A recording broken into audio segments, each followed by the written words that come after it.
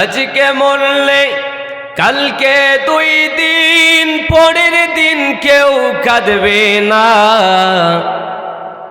যাদের জন্য করলা কামাই মরলে তারা চিনবে না। ঠিক বললাম না ভুল বললাম? আজকে মরলে কালকে 2 দিন পরের দিন কেউ কাঁদবে না। যাদের জন্য করলা কামাই মরলে তারা চিনবে না। যাদের জন্য করলা কামাই মরলে তারা চিনবে না। থাকতে সময় করো আমল, ঈমান করো খাঁটি, শেষ ঠিকানায় আপনার আমার 3.5 হাত মাটি। আওয়াজ দিয়ে বলেন তো ঠিক কি না? কত আশা কইরা তুমি করলা সাদের বাড়ি,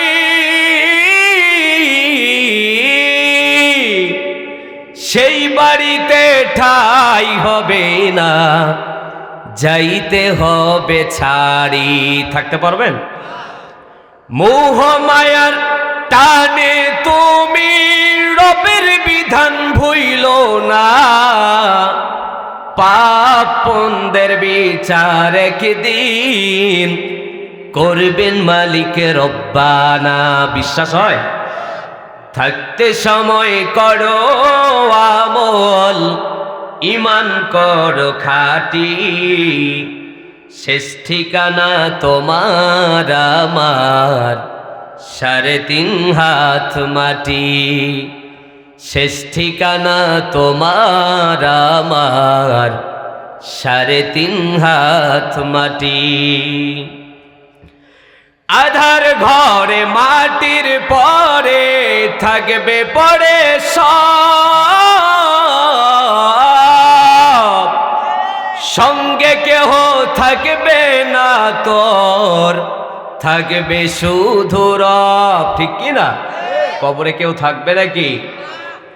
আধার ঘরে মাটির পরে থাকবে পরে সব, সঙ্গে কেহ থাকবে না তোর, থাকবে শুধু রব। মিছে মায়ার মুহে তুমি রবের বিধান ভুইলো না।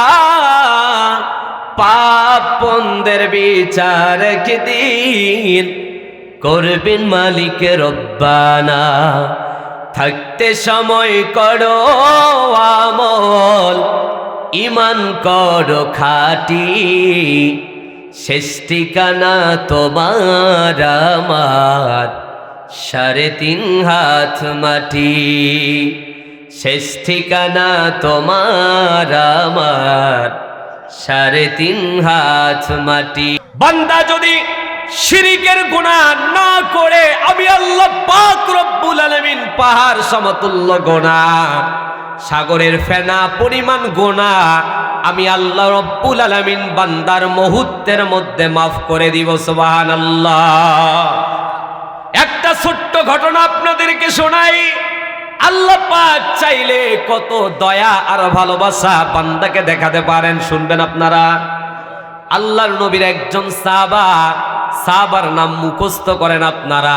সাহাবার নাম হলো মায়েজ বিন মালিক আল আসলাম রাদিয়াল্লাহু তাআলা আনহু। আল্লাহর নবী একদিন মসজিদের নববীর মধ্যে বসে আছেন। আল্লাহর নবী বিশ্ব নবীর কাছে মায়েজ বিন মালিক আল আসলাম চলে আসলেন। আল্লাহর নবী মায়েজ বিন মালিক আল আসলামার চেহারার দিকে তাকালেন, কিন্তু আল্লাহর নবী মায়েজ বিন মালিকের চেহারার মধ্যে তাকায়া আল্লাহ রাসূল চেহারাটা মলিন দেখতে পেলেন। আল্লাহর নবী জিজ্ঞাসা করলেন, ও মায়েজ, বলো বলো কি হয়েছে? মায়েজ বিন মালিক আল্লাহর নবীকে ডাক দিয়া বলে, নবীজি, আমি জিনার গুনাহ করেছি। ইয়া রাসূলুল্লাহ, ইয়া হাবিবাল্লাহ, ওগো নবীজি আপনি আমার বিচার করেন, পাপ মুক্ত হয়ে কবরে যেতে চাই। আল্লাহু আকবার। আল্লাহর নবী জিজ্ঞাসা করলেন, মাইজ বিন মালিক, তুমি তো একজন সাহাবা, তুমি জিনার গুনাহ করতে পারো না। ইয়া রাসূলুল্লাহ, কি করব, শয়তানের ওয়াসওয়াসায় পড়েছি। ইয়া রাসূলুল্লাহ, তখন গুনাহ করতে গিয়ে মনে ছিল না, শয়তান আল্লাহ রব্বুল আলামিনের কথা আমারে ভুলায় দিয়েছে। আল্লাহর নবী ডাক দিয়ে কয়, মাইজ বিন মালিক, একটু টেনশন করো, চিন্তা করো, ফিকির করো, তুমি আমার সামনে দাঁড়িয়ে কি কথা বলতেছো? মাইজ বিন মালিক আবার একই কথা বলে, নবীজি জিনার গুনাহ করেছি, পাপ মুক্ত হয়ে কবরে যেতে চাই, নবীজি আপনি আমার বিচার করে। আজও জেনা তো আমরা গুনাহ করলে মজা পাই, আর সাহাবারা তো ইমানের বলিয়ানে বলিয়ান হয়েছে, তারা মজা পায় না, বরঞ্চ জাহান্নামকে ভয় পায়। ঠিক কি না আমার ভাইয়েরা? আল্লাহর নবী, বিশ্ব নবী কিছু সংখ্যক সাহাবীকে ডাকলেন আর বললেন, সাহাবারা যাও ঘটনাস্থলে গিয়ে ওই মহিলাকে খুঁজে বাহির করো। আল্লাহর নবীর সাহাবারা চলে গেলেন, ঘটনাস্থলে তদন্ত করলেন। আল্লাহর নবীর পয়গম্বরের সাহাবারা জানতে পারলেন, খুঁজে বাহির করলেন, মহিলা স্বীকার করলেন আসলেই জিনার গুনাহ করেছে। নাউজুবিল্লাহ। আল্লাহর নবীর সাহাবারা চলে আসলেন, আল্লাহর পয়গম্বরকে ডাক দেয়া কয়, নবীজি ঘটনাস্থলে গিয়েছিলাম, মহিলা স্বীকার করেছে জিনার গুনাহ করেছে। আল্লাহর পয়গম্বর ডাক দেয়া কয়, সাহাবী এক সেকেন্ডও দেরি করবেন না, কারণ কি মৃত্যুর সময় কারো জন্য নির্ধারিত নয়, এক সেকেন্ডের মাথায় মৃত্যু হওয়ার সম্ভাবনা থাকে কি থাকে না? আল্লাহর পয়গম্বর সাহাবীদেরকে বললেন, সাহাবারা আল্লাহ রব্বুল আলামিনের কোরআন তোমাদের হাতে উঠায় দিলাম, এই কোরআন দিয়ে তোমরা বিচার করো। সাহাবারা বললেন, কেমনে বিচার করব? বলে, কোরআনে আল্লাহ পাক বলেছে তারা ধর্ষণ করবে, ইফটিজিং করবে, অবাধ মেলামেশা করবে, কোমর পর্যন্ত বুক পর্যন্ত মাটির মধ্যে গেড়ে পাথর নিক্ষেপ করে জমিনে বিদায় দিতে হবে। আল্লাহু আকবার। আল্লাহর নবীর সাহাবারা ঠিক একই ভাবে গর্ত খনন করলেন, সাহাবীকে পোতায়া রাখলেন। আল্লাহর নবীর সাহাবা মাইজ বিন মালিককে গর্তের মধ্যে ঢোকালেন। আমার ভাইয়েরা, গর্তের মধ্যে ঢোকানোর পর সাহাবারা পাথর নিক্ষেপ করতেছেন। হঠাৎ করে যেই সাহাবাগুলো পাথর নিক্ষেপ করতেছেন, সাহাবীর শরীর থেকে রক্তের ছিটা ফোঁটা এসে অন্য সাহাবী যারা পাথর নিক্ষেপ করতেছেন তাদের শরীরে পড়ে গেছে। আল্লাহু আকবার। সাহাবীরা রাগান্বিত হয়ে গেলেন, একজন জিনাকারের রক্ত আমার শরীরের মধ্যে পড়ে গেল। আল্লাহর নবী ডান দিক থেকে চাক্ষুষ কথাটা শুনে ফেললেন। আল্লাহর নবী বলেছেন, ও সাহাবারা তোমরা কি জানো নাকি? আল্লাহর নবীর সাহাবারা বললেন, ইয়া রাসূলুল্লাহ, আল্লাহ পাক যা আপনাকে জানায় আমার মতো সাহাবীদেরকে তো তা জানায় না। আল্লাহর নবী বললেন, তোমরা যখন তাকে পাথর নিক্ষেপ করতেছিলা, আল্লাহ পাকের কাছে এমন ভাবে তাওবা করেছে আল্লাহ পাকের গোলাম। আল্লাহ পাক বলেছেন, লাকাদ তাবা তাওবা, তার তাওবাকে আল্লাহ রব্বুল আলামিন কবুল করে নিয়ে আল্লাহ পাক তার জিন্দেগীর তামাম গুনাহ খাতাগুলো আল্লাহ পাক মাফ করে দিয়েছে। আমার ভাইয়েরা, এই জন্য আমাদের জীবনে যত গুনাহ হোক না কেন, শয়তানের ওয়াসওয়াসায় পড়ে নিরাশ হওয়া যাবে না। মনে রাখতে হবে, তাওবা করলে দয়া আর ভালোবাসা দেখায়া যিনি মাফ করতে পারে, আওয়াজ করে বলতে হবে তিনি কে? আল্লাহু আল্লাহু তুমি জাল্লে জালালুহু, আল্লাহু আল্লাহু তুমি জাল্লে জালালুহু, শেষ করা তো যায় না গিয়ে তোমার গুণগান। ঠিক কি না? আল্লাহু আল্লাহু তুমি জাল্লে জালালুহু, শেষ করা তো যায় না গিয়ে তোমার গুণগান। তুমি কাদেরি গফফার, তুমি জালিলু জব্বার, অনন্ত অসীম তুমি রহিম রহমান।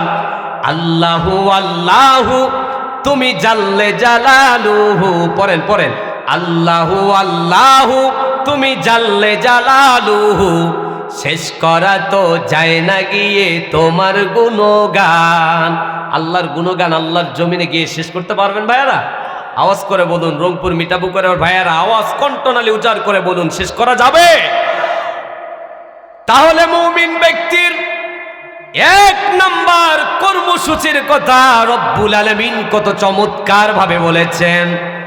বান্দা যখন গুনাহ করবে, আত্তাইবুন তাওবা করবে, একজনের উপর জবান খুলে বলতে হবে তিনি কে? ওই আল্লাহ আজও আছে কি আছে না? জোরে বলুন, আছে কি আছে না? আল্লাহ পাক বলছেন মুমিন ব্যক্তির 2 নম্বর কর্মসূচি আমি আল্লাহ রব্বুল আলামিন জানায় দিলাম। আমরা আল্লাহ পাককে বললাম, আল্লাহ মুমিন ব্যক্তির 2 নম্বর কর্মসূচিগুলো কই থেকে জেনে নিব? আল্লাহ পাক বললেন, এই যে আমার রাসূলের উপর যেই কোরআন তো আল কোরআনুল কারীম আমি নাজিল করেছি, ও গোলাম এই কোরআনুল কারীম থেকে মুমিন ব্যক্তির 2 নম্বর কর্মসূচির কথা আমি আল্লাহ পাক তোমারে জানায় দিয়েছি। আল্লাহু আকবার। আল্লাহ পাক বলছেন, আল্লাহ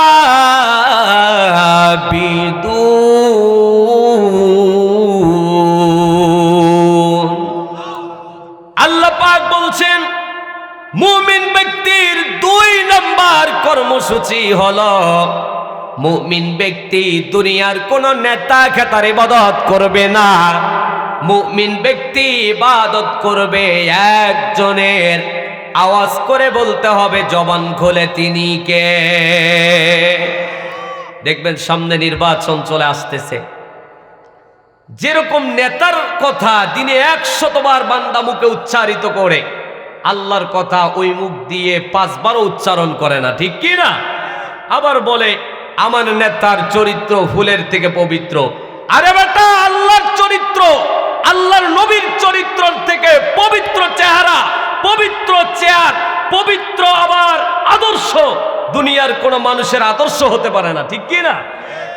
আল্লাহর নবীর চরিত্র ফুলের থেকে পবিত্র বলো বেটা, জীবনে একবার মুখ দিয়ে উচ্চারণ করতে পারো নাই আমার নবীর চরিত্র ফুলের থেকে পবিত্র, বরংস কিছু টাকা মাল কামানোর ধান্দায় বলো আমার নেতার চরিত্র ফুলের থেকে পবিত্র, বলে কি বলে না?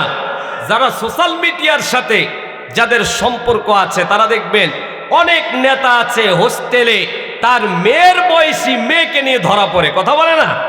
ঠিক কিনা বলে? আবার বলে আমার নেতার চরিত্র ফুলের থেকে পবিত্র, বলে কি বলে না? এই যে 1 নম্বর পয়েন্টের কথা আপনাদেরকে বললাম, যে ধর্ষণের বিচার আল্লাহ পাক কোরআন দিয়ে করেছে। আপনারা দেখেছেন মাগুরায় 9 বছরের ছোট্ট সুমাইয়াকে ধরে তার তাওয়ায় নিজেই ধর্ষণ করেছে। আজ যদি কোরআনের আইন থাকতো, কোরআনের রাষ্ট্র থাকতো, কোরআনের শাসন ব্যবস্থা দুনিয়ার মধ্যে কায়েম হয়ে যেত, ওয়াল্লাহি আল্লাহর কসম করে বলছি, একজন ধর্ষককে যদি কোরআন দিয়ে বিচার করা হতো, পাথর দিয়ে নিক্ষেপ করে আল্লাহর জমিনে তাদেরকে বিদায় দেওয়া হতো, ওয়াল্লাহি আল্লাহর কসম করে বলছি দুনিয়ার জমিনে আর দ্বিতীয় কোনো ধর্ষককে খুঁজে পাওয়া যেত না। ঠিক কি না? আমার ভাইয়ারা, কোরআনে আইন, কোরআনের শাসন বাংলাদেশে কায়েম হোক, কোরআন হাদিসের আলোকে রাষ্ট্র পরিচালনা হোক। আমরা চাই কি চাই না? আমরা চাই সামনে যদি বিএনপির ভাইয়ারা ক্ষমতায় আসে, সর্বপ্রথম আমি ভোটটা তাকে দিব এবং রিকোয়েস্ট করব, তার কাছ থেকে আমি কথা চাইব, ভাই সাদা কাগজে অথবা ইসলামে তুমি সই করে দাও। এই কোরআন দিয়ে তুমি রাষ্ট্র চালাবা। ওয়াল্লাহি করে বলছি, কোরআন হাতে শপথ করে বলছি, তোমার মুখ দিয়ে তুমি একবার উচ্চারণ করবা, কোরআন দিয়ে রাষ্ট্র চালাবা, কোরআন দিয়ে রান্নাঘর থেকে নিয়ে পার্লামেন্ট পর্যন্ত তুমি চালাবা।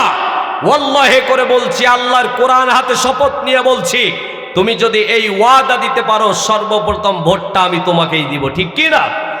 যদি জামাত ইসলামের ভাইয়ারা বলে আগামী দিনে কোরআন হাদিসের আলোকে রাষ্ট্র পরিচালনা করবে, ওয়াল্লাহি করে বলছি, সর্বপ্রথম আমার ভোটটা, আমি ক্ষুদ্র মানুষ, আমি সর্বপ্রথম তাকেই দিব। রাজি আছেন তো ইনশাল্লাহ? আমার ভাইয়ারা, যেই দল আগামীতে বলবে কোরআন হাদিসের আলোকে রাষ্ট্র পরিচালনা করব, আমরা তাকেই ভোট দিব। কারণ কি, দুনিয়ার কোন মানুষের বানানো আইন দিয়ে বাংলার ভূখণ্ড থেকে শুরু করে দুনিয়ার মধ্যে শান্তি মিলতে পারে না। শান্তি মিলতে পারে একটি গাইডলাইনের মাধ্যমে। আওয়াজ করে বলতে হবে, সেই গাইডলাইনের নাম কি? জোরে বলেন কি? আল কোরআনুল কারীম। এটার মাধ্যমে শান্তি আসতে পারে। সাধারণ এক্সাম্পল একটা কথা আপনাদেরকে বোঝানোর জন্য বলছি। দেখবেন নেতারা মাইক পাইলে তো তাদের মাথা ঠিক থাকে না ভাইয়ারা। নির্বাচনের সামনে কালপাট করে দেব, ব্রিজ করে দেব, 10 টাকা দামের চাউল খাওয়াবো, কাঠ অ্যাভেলেবেল দেব, কত রকমের কথা থাকে। এগুলা কি মিথ্যা বলতেছি? এগুলা কি বানায়া বলতেছি নাকি? আবার দেখবেন নির্বাচিত হওয়ার পরে ওই নেতাগুলো কালপাট ব্রিজ যখন নির্মাণ করে রডের বদলা বাঁশ মারে। কথা বলে না? কথা বলেন ঠিক কি না? এই জন্য আমার ভাইয়ারা, এই যে বলতেছে মুরব্বী, সাক্ষী দিচ্ছে, ওয়াল্লাহি করে বলছি ভাইয়ারা, আগামী দিনে কোরআন হাদিসের আলোকে রাষ্ট্র পরিচালনা হোক, রান্নাঘর থেকে নিয়ে পার্লামেন্ট পর্যন্ত কোরআন আইন চলুক। আমরা চাই কি চাই না? 1971 সাল থেকে নিয়ে এই পর্যন্ত দেশ স্বাধীন হয়েছে, 54 বছর রানিং চলছে।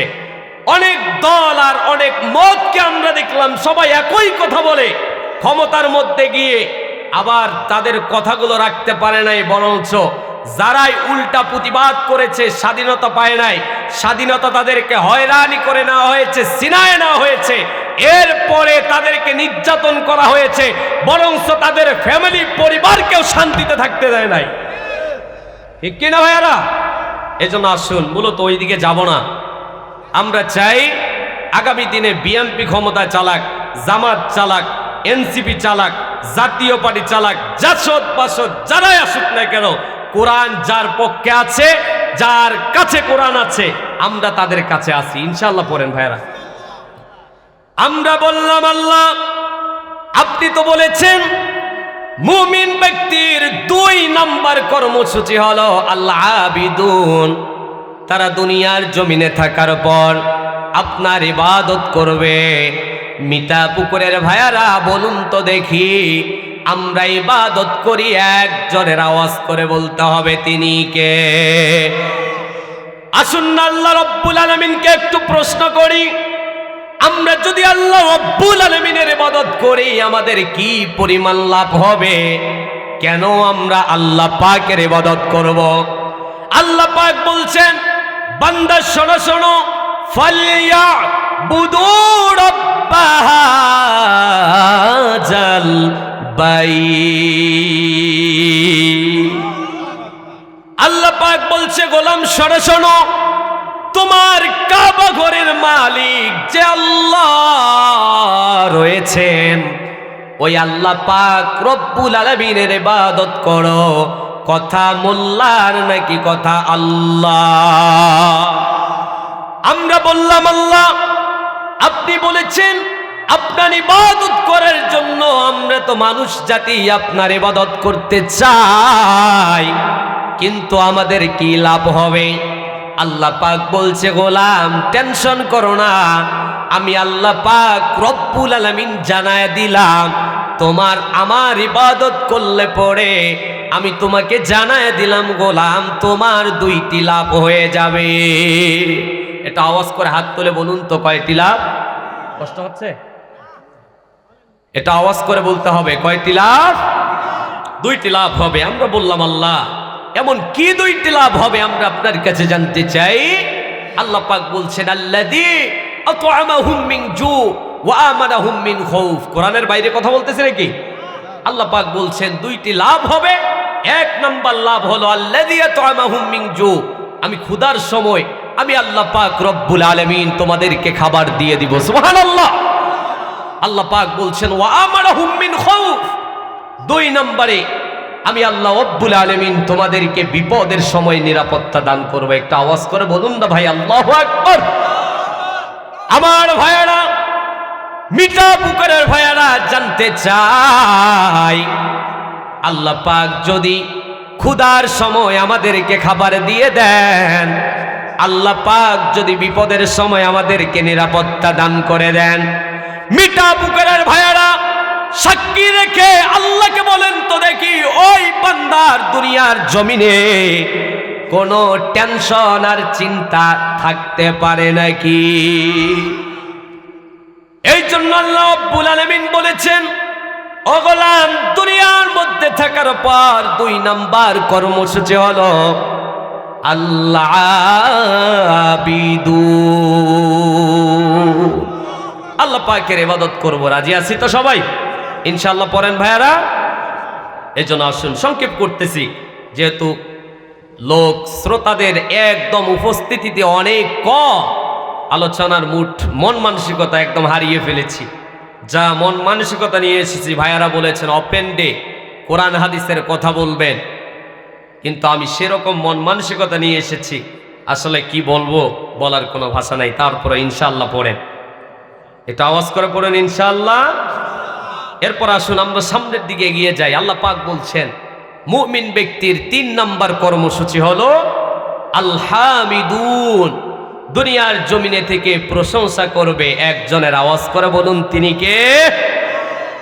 আল্লাহ রাব্বুল আলামিন বলেছে, গোলাম শোনো শোনো, প্রশংসার নামে সূরা একটি আমি আল্লাহ রাব্বুল আলামিন তোমাদের মাঝে দিয়ে দিলাম। আমরা বললাম আল্লাহ এমন কি প্রশংসার নামে আপনি সূরা আমাদের মাঝে দিয়ে দিয়েছেন? আল্লাহ পাক বলেছেন এই সূরা এমন ভাবে সিটিং করে দিয়েছি, এই সূরা না পড়লে পরে বান্দা তোমার নামাজে হবে না। আল্লাহু আকবার। প্রশংসার নামের সূরা হিসাবে আল্লাহ রব্বুল আলামিন সূরাতুল ফাতিহা দিয়েছেন। রাইসিল মুফাসসিরিনরা বলেছেন এই সূরাতুল ফাতিহার অপর একটি নাম আছে সূরাতুল হাম। হাম মানে প্রশংসা। আওয়াজ করে বলুন কার প্রশংসা? আমার ভাইরা, বিশ্বনবী বলেছেন রাইসুল হামিদিন, কিয়ামতের ময়দানে সমস্ত প্রশংসাকারীদের লিডার হব আমি মুহাম্মদ। আমরা সকলে পড়ি সাল্লাল্লাহু। হাদিসের মধ্যে এসেছে